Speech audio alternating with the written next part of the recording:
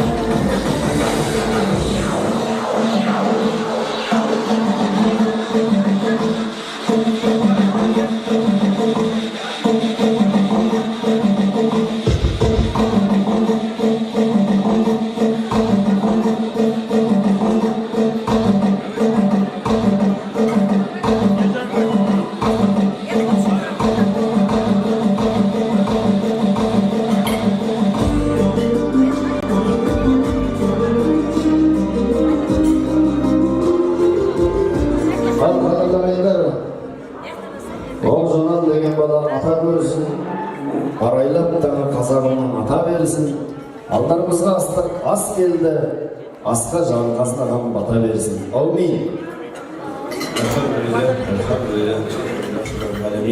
Асыға бір ерекшелер болғандардан облыста бар мәңгілер жалғыз түрінде салғандарынан өзіңізге жіберген елшіміз құттықтаймыз. Мұхаммед саллаллаху алейхи ва саллям пайғамбарымызға саллаллаху алейхи ва саллям береке болсын.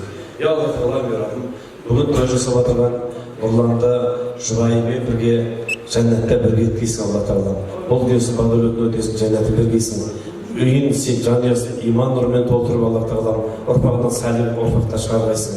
Я Алла тағала осылай қуанышқа ұластырғайсың.